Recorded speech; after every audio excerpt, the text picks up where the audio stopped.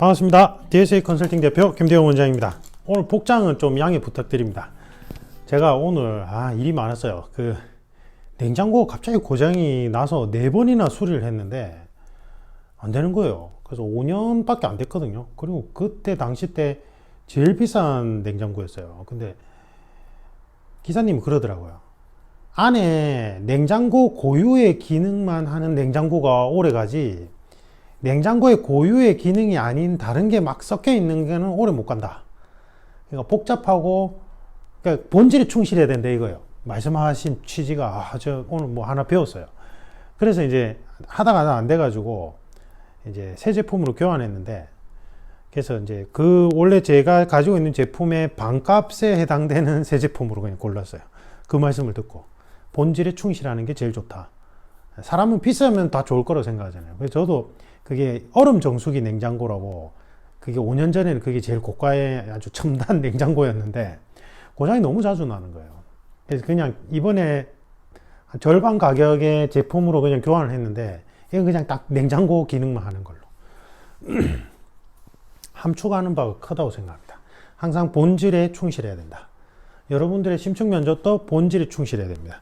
그래서 오늘 제가 말씀드리고 싶은 건, 제가 계속 질문을 받는 것 중에 하나가, 이제 1대1 온라인 코칭을 하시는 분들 또는 오프라인 1대1 코칭을 하시는 분들, 아니면 이제 그거와 상관없이도 질문하시는 게 전국 각지에서, 제가 이제 직접 컨설팅사 오픈한 건 전에도 얘기했듯이, 제가 고시학원가에 이제 전속이 돼서 면접반을 총괄해 보니까 그 해당 도시의 인원만 해요. 뭐 물론 서울은 전국 각지에서 모여들어서 개념이 다르긴 한데, 어쨌든 제가 서울 뭐 부산, 아니면 서울 대구, 아니면 부산 대구 뭐 이런 식으로 해야 되거든요. 그러니까 그 지역의 한계를 좀 넘고 싶었어요. 다양한 도시에 사시는 분들을 코칭하고 좀 교감하고 이런 걸 하고 싶어서 이제 1대1 코칭 프로그램을 개발했고, 온라인 오프라인 프로그램 개발했고, 이제 지금 3년 넘게 운영하고 있는데, 제일 많이 받는 질문 중에 하나가 이거예요. 일단 대형 고시학원이나 대형 스피치 학원에 가보니까 박리다매식으로 막 인원 많이 모아놓고 둘 중에 하나더라. 일정한 답변을 제공해서 그거 외우라고 시키든지, 아니면 그냥 방목에서 너희들끼리 알아서 스터디해. 면접 강사는 그냥 모범 답안만 설명 쭉 해주고. 이 둘 다 나의 가치 기준점을 알아가고 내가 어떠한 가치 기준점으로 어떻게 살아가고 싶은지에 대해서는 전혀 도출하는데 도움이 안 되더라. 그리고 논리 능력, 분석 능력을 키우는데 훈련하는 도움이 아무것도 안 되더라. 그리고 그래서 이제 스터디를 할까 하는데, 과연 경찰 면접 스터디가 도움이 될까 이거예요. 그걸 이제 저한테 질문을 많이 하세요. 결론을 얘기하면 면접 스터디는 필요 없습니다. 근데 이게 선택을 잘해야 돼요. 초시생이냐 아니면 면접 경험이 있는 분이냐에 따라 조금 달라요. 경험이 있는 분들이라면 절대 면접 스터디 할 필요 없어요. 왜 그러냐면, 초시생은 해도 되는데 저는 안 해도 된다고 생각해요. 저한테 1대1 코칭을 받는 분들은. 왜 그런지 설명을 드리면, 면접 스터디를 하는 목적은 딱 두 가지예요. 내가 이제 실제 면접과 같은 느낌을 받기 위해서 서로 이제 면접관 역할하고 롤플레잉을 통해서 연습을 하기 위해서, 말하는 연습을 하기 위해서, 그리고 피드백을 받기 위해서 하는 거 하나. 그 다음에 이제 경찰 같은 경우에는 공무원도 동일합니다. 제가 경찰 면접 준비생들이 너무 많다 보니까 깜빡했는데, 토론 면접이 있는 경우에 이제 7급, 그 다음에 9급은 발표 면접이고, 7급, 5급, 그 다음에 경찰 면접 같은 경우에는 집단 면접을 보는데 토론이 있죠. 이런 경우에는 면접 스터디가 필요하지 않을까 이거예요. 그 다음에 집단 면접을 보는 경우, 결론적으로 말씀드리면 요 집단 면접 부분이 있어요. 그러니까 무슨 말이냐면, 한 5명 앉혀놓고 너 이 질문에 대해서 어떻게 생각해? 방금 말한 이 지원자의 대답에 대해서 어떻게 생각해? 이런 진행 방식이 있어요. 근데 이런 진행 방식은 한번 연습해보고 들어가는 게 좋아요. 그래서 제가 초시생들은 면접 스터디를 해도 괜찮긴 하다. 그런데 저한테 1대1 코칭 받는 분은 필요 안 해도 된다. 솔직히 막 문제가 생긴다면 안 해도 된다 이거예요. 왜냐하면 다른 부작용이 너무 크기 때문에. 첫 번째는 뭐냐면, 자, 연습 부분은 사실은 내가 말하는 연습에서 제일 중요한 거는 내가 어떤 다른 사람을 앞에 앉혀놓고 말하는 연습보다 내가 내 눈을 보면서 내 거울을 보면서 전신 거울을 보면서 자세를 잡고 연습하는 게 효과가 훨씬 더 좋아요. 내가 내 눈알을 보면서 내 모습을 보면서 말하는 게 훨씬 더 긴장감이 유지가 돼요. 면접 스터디 하다 보면 금방 친해지거든요. 되게 또 친해져요. 그러다 보면 롤플레잉 할 때 면접 역할에 들어가는 사람이 너무 편해져요. 그래서 제가 가족 앞에서 롤플레잉 연습 절대 하지 말라고 하는 이유가 그래서 그래요. 연습이 안 돼요. 일단은. 그래서 대안이 없다면 면접 스터디 통해서 연습하는 게 있는데 좋은 대안이 있잖아요. 뭐라고요? 전신 거울 놓고 내가 면접 자세 취해서 내 눈 아래를 보면서 하는 연습. 요새는 뭐 녹음 금방 하니까 스마트폰으로 질문을 녹음하세요. 그래서 일정한 간격으로 질문하고 그 일정한 간격으로 답을 하는 시간 텀으로 질문을 녹음한 다음에 그거 틀어놓고 질문할 때 대답하고 또 텀 두고 어떤 질문 들어오면 또 탐하고 그렇게 연습하면 되잖아요. 혼자서 그걸 보고. 그게 훨씬 더 연습량이 많아요. 그리고 내가 내 눈을 보는 게 훨씬 더 긴장감이 높아져요. 제가 우리 합격생들 드라마틱하게 역전하고 면접에 뒤집은 분들 정말 많아요. 제 카페에 와서 들어가 보시면. 그리고 이상하게 면접에서 뒤집고 들어간 거를 또 국가직 쪽에서는 또 이상하게 부끄러워 해가지고 안 밝혀서 그렇지 훨씬 더 많아요. 훨씬 더 많은데 그렇게 할 수 있는 분들 이제 제가 통계 데이터를 내보면 이 거울 보면서 혼자서 연습하는 걸 하루에 적어도 1시간에서 3시간씩 연습한 분이 3시간씩 딱 면접 자세 취해가지고 내가 내 거울 보면서 말하는 거 연습해 보세요. 진짜 입에서 다 내놔요. 타이트하게 진행하면. 이게 훨씬 중요해요. 훨씬. 왜냐면 이 면접 자세라는 게 워낙 생소한 자세이기 때문에 면접 자세가 아주 편안함을 느낄 정도로 그 자세를 취하고 말하는 연습을 많이 해봐야 돼요. 예. 그래서 좋은 수단이 있기 때문에 굳이 면접 스터디를 통해서 이 연습량을 늘릴 필요가 절대 없어요. 그 다음에 또 술 먹고 하다 보면 트러블 나고 모두에서 피드백에서. 자, 이것 때문에 이게 부작용이 큰 건데 면접 구성 원리에 대해서 아무것도 모르는 일반인들이 아마추어들이 서로 간에 내용 피드백을 해버리면 엉망진창이 돼요. 이게 무슨 말이냐면 제가 1대1 코칭할 때 저는 단계별로 진행이 되는데 1단계에서 첫 시간에는 제가 대상자분의 유기적인 가치 기준점, 그 다음에 이분이 어떻게 성장했는지, 그러한 성장 배경이 어떠한 가치관 형성했는지, 그 다음에 어떠한 국가관을 가지고 있는지를 질의응답을 통해서 계속 확인해요. 첫 번째 1차 코칭 때는. 그래도 완전하게 알지 못해요. 2차 코칭 때 좀 더 정확해지고 3차 코칭 때 가장한 걸 보면서 더 정확하게 알게 돼요. 우리 사회 구성 원리에 대한 답변을 보면서. 그런데 그러면 저는 그런 사람을 수백 명을 전국 각지의 다양한 사연을 가진 분들을 코칭했겠죠. 그런 데이터가 쌓여 있고 저는 심층 면접 프로세스를 개발할 수 있죠. 그 상태에서 제가 피드백하는 것과 그냥 친해진 사람이라고 생각하고 내가 내 가치 기준점으로 그 내용은 좋아 나쁘다 이렇게 피드백 해주는 게 과연 그 대상자분한테 도움이 될까요? 엉망진창돼요. 엉망진창. 제가 엉망진창이라고 단언하는 이유는 제가 전국 각지에서 온라인 코칭 1대1 온라인 코칭 해보면요, 오프라인 코칭도 마찬가지고 스터디에서 자기들끼리 막 말싸움처럼 피드백이 막 충돌한 거예요. 그러면서 저한테 물어보면 진짜 기가 막힌 피드백이 많아요. 왜 그러냐면 소위 말해서 내가 경찰 면접 경험이 있다라고 주장하면서 피드백을 하는 사람들은 자신의 좁은 경험을 보편화시켜서 피드백을 해버려요. 그 친구가 한 번 면접 또는 두 번, 세 번 면접을 봤다 한들 그 사람만의 좁은 경험이에요. 저도 수백 명의 분들을 코칭하다 보면 지청별로 어떻게 진행했고 이분들은 또 어떻게 진행했고 어떤 진행 방식으로 했는지 데이터를 내보면 이게 일반화 시키는 걸 되게 경계해야 돼요. 그래 되게 조심스럽게 얘기하잖아요. 이게 절차 부분은 제가 뭐 이렇게 얘기한다고 막 이러잖아요. 그죠?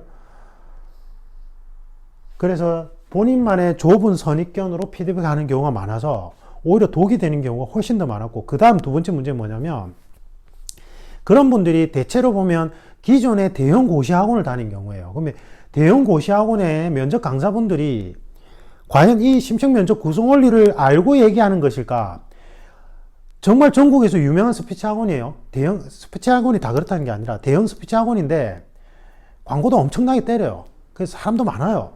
근데 거기서 뭘 하는 줄 아세요? 경험 질문에 대해서 답변을 할 때 사실관계를 최대한 자세히 얘기해서 진정성 있게 말을 해라 이랬다는 거예요. 제가 깜짝 놀랐어요.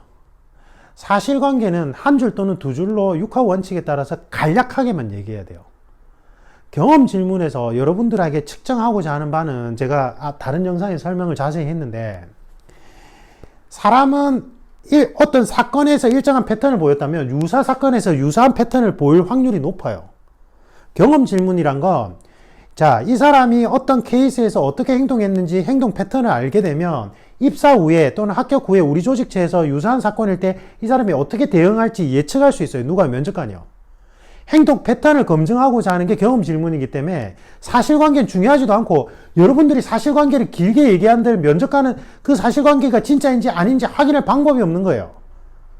경험 질문에서 목적은 행동 패턴을 알기 위함이기 때문에 사실관계가 중요한 게 아니라, 사실관계는 최대한 짧게 하고 핵심적인 사실관계만, 내가 그 갈등을 어떻게 인식했고 어떻게 바라봤고 어떠한 감정을 느꼈고 거기서 어떠한 깨달음을 얻었는지를 이야기해 줘야 돼요. 그러면 이 사람의 행동 패턴을 알 수 있단 말이에요. 이거는 제가 다른 영상에서 자세히 설명한 게 있으니까 한번 찾아보십시오. 서치를 하는 능력을 자꾸 키우셔야 돼요. 그거마저도 귀찮다고 하시면 안 돼요. 그러니까 그런 말도 안 되는 곳에서 수업을 듣고는 면접 경험이 한번 있는 거야. 그리고 그게 진짜인 줄 알고는 피드백을 그렇게 해주는 거예요. 제가 막 사례를 들자면 한도 끝도 없어요. 진짜로. 그래서 제가 그랬잖아요. 진짜 도시별로 소위 말한 대형 면접하고 또 면접 강사 중에 인지도 있다고 하는 분 중에 말도 안 되는 엉터리 코칭 해가지고 제가 막 붕괴해가지고 올린 영상들이 있어요. 말도 안 되는 과학적 근거는 분명히 제가 말씀드리죠. 예. 그래서 여러분들끼리 피드백 하는 거 절대 하지 마세요. 저는 밀착 코칭반, 경찰 밀착 코칭반도 진행할 때요, 1, 2, 3단계 때까지 절대 밀착 코칭반 내에서 서로가 피드백 못하게 해줘요. 못하게 해요. 4단계 들어가면 이제 제가 윤리 가치 기준점 도출하는 걸 계속 같이 훈련하다 보면 이 사람이 어떠한 가치 기준점을 가지고 있는지 다 파악이 되거든요. 그때 내용을 피드백 해줄 때 무드에 대한 피드백 분위기, 그 다음에 내용에서 주장과 근거의 논리적인 부분 피드백, 이런 식으로 단계별로 피드백을 코칭해줘요. 그렇게 훈련할 수 있게끔. 그렇게 조심스럽게 접근을 하는데, 여러분들끼리 하다가 피드백 잘못하면 진짜 망쳐요. 독이 돼요. 그래서 이게 부작용이 많다는 거예요. 그 다음 두 번째, 이제 요게 이제 걱정이 될 거예요. 토론 면접이 있는데 그럼 토론 연습을 많이 해야 되는 거 아니냐 이거예요. 근데 이게 같은 맥락인데, 토론이란 건 정반합의 원리로 합일점을 찾아가는 거예요. 그래서 상대방의 주장과 근거에서 근거의 타당성 부분을 지적하면서 이야기를 하거나, 아니면 주장과 근거의 연결성을 고리를 약화시켜서 내가 반박할 수 있어요. 그 두 가지를 하면서 상대방이 대안점을 찾을 수 있게끔 서로 간의 합일점을 찾아가는 과정들이 토론이란 말이에요. 그러니까 고도의 의사결정 진행 방식인데, 아까 얘기했듯이 상대방의 근거가 타당한지, 그리고 주장과 근거의 연결고리가 타당성이 있는지 없는지 검증하는 건 전문가들이 해줘야 돼요.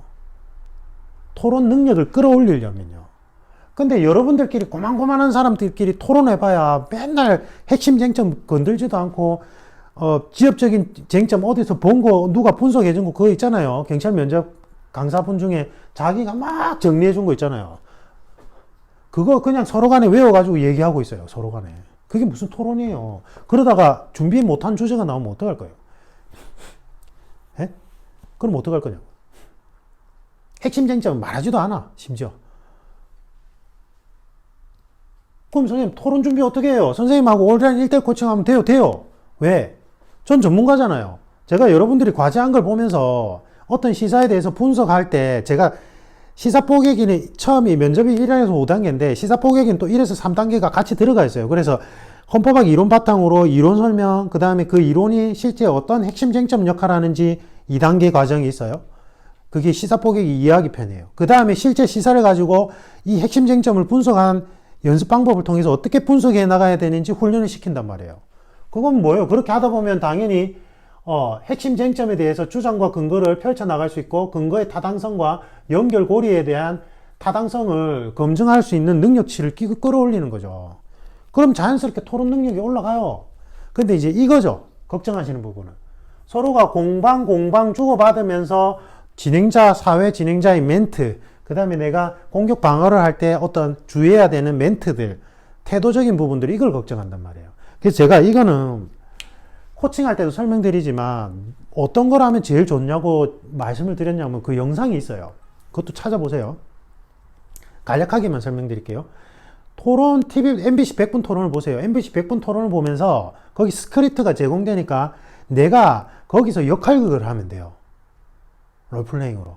오늘은 유시민 이사장의 역할을 하면서 내가 멈추고 그 사람 말하면 내가 유시민 이사장이 말한 걸 내가 그대로 대본 읽듯이 읽어보는 거예요. 그 다음에 내가 또 반대편 유승민 의원의 역할을 하면서 유시민 이사장이 말한 거를 내가 그 대본을 보면서 똑같이 보면서 얘기하는 걸 보면서 그 사람이 얘기한 걸. 그러니까 토론 능력치가 아주 우수한 분들이 말한 걸 그대로 앵무새처럼 따라해 보는 거예요. 처음에는. 따라하면서 토론 영상 프로그램을 보면서 그 멘트를 연습하는 거예요. 그 다음에 손석희 아나운서가 사회 진행한 영상들 찾아가지고 요렇게 뭔가 토론이 잘 진행 안 될 때 토론 진행자인 손석희 아나운서가 요렇게 멘트를 날리더라. 그거 멘트 한번 해보는 거예요. 역할극으로. 이 방법을 예전에 유재석 씨가 해본 거예요. 유재석 씨가 잘 안 풀릴 때 자기가 TV 보면서 자기가 MC 역할을 하면서 그렇게 해봤다더라고요. 이게 아주 좋은 방법이에요. 단기간에 토론 능력치를 올리는 거. 그래서 제일 첫 번째는 토론 프로그램을 역순으로 6개월치를 그냥 가볍게 계속 보는 거예요. 그 다음에 역할극을 하면서 한 사람이 역할을 하면서 그대로 앵무새처럼 따라해보고 그 다음에 그거를 하다 보면 능력치가 올라가면 우리 시사 뽀개기 보고 능력치가 올라가면 내가 한번 반론도 제기해보고 문제점도 한번 찾아보는 거. 그러면 돼요. 그러면 여러분들끼리 토론 연습하는 것보다 훨씬 나아요. 훨씬. 근데 이제 문제는 집단 면접이에요. 아까 얘기했듯이 집단 면접 특유의 진행 방식들이 있어요. 예를 들면 토론은 아닌데 내가 면접관이 사회자 역할을 하면서 집단 면접을 마치 토론 형식처럼 풀어나가는 때가 있거든요. 예를 들면 쫙 앉혀놓고 사행제 대제에 대해서 어떻게 생각해? 해가지고 처음에는 좌에서 우로 우에서 좌로 하다가 갑자기 중간에 있는 사람 지적하면서 네가 말해봐 했어. 그럼 말했어. 근데 갑자기 저 끝에 있는 사람 지적하면서 이 사람의 말에 대해서는 어떻게 생각해? 이런단 말이에요. 그럼 뭐 되게 당황스럽잖아요. 그러니까 그러한 진행 방식에 대해서 내가 좀 익숙하게 만들 필요는 있어요. 그래서 제가 뭐라 하냐면 면접 스터디를 한다면 이런 거 저런 거 전부 다 하지 마라. 수준도 안 되는 아마추어들끼리 서로 피드백하고 서로 토론하고 해봐야 백날 해봐야 도움 안 된다. 뭐 최불자 한 명을 영입을 해서 집단 면접 진행한 자기 지원청의 집단 면접 진행 방식에 대해서 아는 경험자가 있다면 그 사람을 데리고 와서 그 사람이 면접관 역할을 하면서 그때 진행 방식에 대해서 한번 연습해 보는 게 그건 해도 돼요. 면접 스터디. 근데 이거 하는 경우 잘 없더라고요. 전부 다 이것만 하고 있어요. 이것만. 면접 스터디를. 그래서 제가 이제 집단 면접은 이번에 어떻게 할 거냐면 1대1 온라인 코칭 또는 오프라인 코칭을 1대1 오프라인 코칭은 3회 이상, 그 다음에 1대1 온라인 코칭 5회 이상 수강 등록하신 분들은 원하는 분들에 한해서 제가 이제 여쭤보고 하루 날 잡아가지고 그 집단 면접 모의 테스트를 제공할 거예요. 근데 물론 본인의 1회는 차감이 되겠죠. 당연히. 맞죠?